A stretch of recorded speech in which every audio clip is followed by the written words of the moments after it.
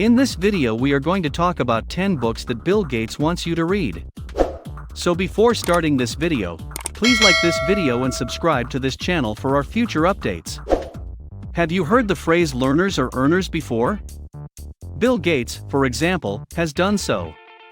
He intends to read at least one book a week. Nobody disputes his ability to generate a profit. Luckily, you can read Gates' notes, his blog, and follow in his footsteps. He writes about his thoughts on the books he reads, so that anyone can understand his point of view on success. Number 10. Business Adventures by John Brooks. In order to attain enormous success, it is necessary to understand why businesses thrive and fail. This book digs into the internal workings of why on both sides. This book was so important to Bill Gates that he made a short video about it. In it, he interviews Warren Buffett and other prominent business personalities. You can read Gates' review and see the video here. Number 9. Tap Dancing to Work by Carol Loomis. Bill Gates and Warren Buffett have a well-known friendship. Buffett's articles are interwoven in this book by Carol Loomis, a co-worker and close friend of Buffett's. If you want to learn about the emergence of enormous success, this is the book for you. Number 8. Life is What You Make It by Peter Buffett.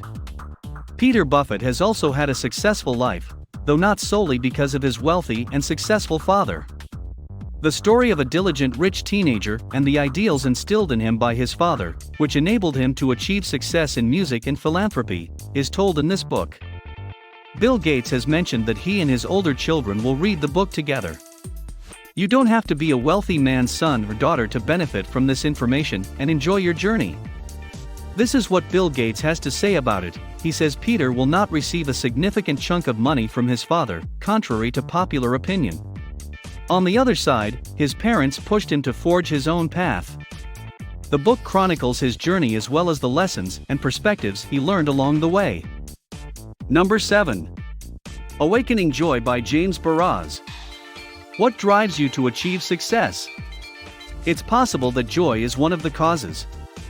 This book will teach you how to be happy and successful at the same time. According to the publisher, Awakening Joy is more than just another book about happiness. Rather than simply offering tactics to change our behavior, it uses time-tested procedures to teach the mind to learn new ways of thinking.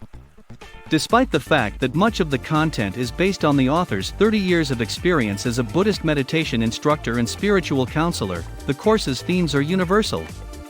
Joy is a choice that anyone, not just the lucky few, can make, Bill Gates says about it. In this pioneering book based on his popular course, James Baraz offers a step-by-step technique to refocus your focus away from dissatisfaction and diversion and toward the calm and happiness that is abundantly available in our everyday lives. Number 6. Where Good Ideas Come From by Steven Johnson. Being successful takes a certain amount of ingenuity. This term does not bring up vivid imagery in the minds of many individuals. Where Good Ideas Come From defines what makes for a fruitful foundation for productive invention. The printing press, the pencil, the flush toilet, and the battery, according to the publisher, are all excellent concepts. But where do they come from? What kind of environment is required to breed them? What triggers a rush of creativity? How do we create game-changing technologies that advance our lives, our society, and our culture? Steven Johnson's responses are eye-opening, as he uncovers and examines the 7 basic patterns that support genuine innovation throughout history and across disciplines. It's a worthwhile book, especially for individuals in business or education, Bill Gates said of it. It explores how to get a lot of people thinking about cutting-edge challenges, how to bring individuals together in a space where different skill sets and influences might meet, and how to make the necessary materials available without forcing a solution, among other topics. Number 5. Moonwalking with Einstein by Joshua Foer. You can't be successful if you're known for forgetting things. This book will show you how to recall both trivial and important information. It's perfect for those like me who have difficulties remembering names. Joshua Foer's year-long quest to improve his memory under the guidance of premier mental athletes is chronicled in Moonwalking with Einstein. As stated by the publisher, he uses cutting-edge data, a unique cultural history of remembering, and classic mentalist approaches to alter our understanding of human memory. This is what Bill Gates has to say about it. He says one of the book's most compelling features is that it shows how memory and comprehension are not mutually exclusive. The development of thinking skills and the retention of knowledge go hand in hand. Number 4. Academically Adrift, Limited Learning on College. This book confirms what we've all suspected. Our college experience may not have prioritized learning as much as we imagined. This book can help you achieve for 2 reasons. 1. You can divide your college education into compartments and study in the real world. 2. If you're an educator, you'll find that successful innovation is critical. The author of this book claims that despite escalating tuition costs, an increasing number of students attend college each year. A bachelor's degree is becoming increasingly important for entry into a growing variety of occupations. Some parents even begin saving for their children's college education before they are born. Academically Adrift's dismal results are based on the Collegiate Learning Assessment, a standardized test in which students must make a practical decision, such as what kind of aeroplane a firm should buy, and explain their choice based on a set of goals and data about several possibilities, says Bill Gates.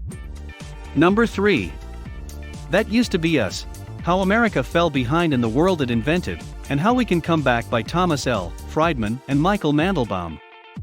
The notion that the United States is on its way to hell in a handbasket conjures up a pessimistic picture of the world. Negative pictures have a negative impact on a person's ability to succeed. Some of this is true. America is not progressing at the same rate as other nations. We are falling behind in math, science, and even business. It's not really terrifying. We've just been great at inspiring other countries to follow our lead. It is now up to the United States to take the next step and lead the world. /S Thomas L. Friedman and Michael Mandelbaum examine the 4 major challenges that we face as a country: globalization, the information technology revolution, chronic deficits, and our energy consumption pattern, and suggest what we should do now to maintain American power in the world as stated by the publisher. The main message is that other countries, who are now competing with us and causing us concern, are acting in the same way we did in the past. However, we find it difficult to respond to them since they are imitating the way we used to be, despite the fact that we have evolved. Number 2. Deng Xiaoping by Ezra F. Vogel. You must be able to transform a bad situation into a beautiful work of art in order to be successful. Deng Xiaoping was able to accomplish this feat while leading the world's most populous country. Before he came to power, China was destitute and unable to lift itself out of it. Deng improved China's economy and altered its economic methods. The publisher continues, no one in the 20th century had a greater impact on world history than Deng Xiaoping. Ezra Vogel, the pragmatic, disciplined force driving China's tremendous economic, technical, and social upheaval, is the historian best equipped to explain the contradictions contained in China's boldest strategist's life and legacy. Bill Gates expressed his thoughts on the subject, saying, China was one of the poorest countries in the world in 1979, far poorer than India.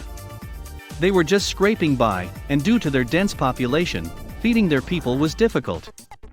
There was little to build on, except for the fact that the party commanded great influence.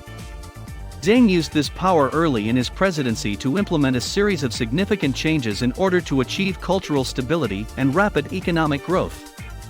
It is an extraordinary achievement in global history to have accomplished all of this in just one generation. Number 1. The Most Powerful Idea in the World by William Rosen. At first sight, this book appears to be about railroads and engines. It's fantastic if you're like that sort of thing. Knowing why these systems were so successful is the true relevance. What was it about railroads that allowed them to change the globe so dramatically? The publisher had the following to say about it: there isn't a week that goes by without some high-profile intellectual property court dispute. But whence did the concept of owning an idea originate? And how has that idea changed people's daily lives and work? What do you think of our video? Let me know in the comments section below. If you enjoyed this video and want to hear from me again, be sure to hit that subscribe button before you go. Thanks for watching.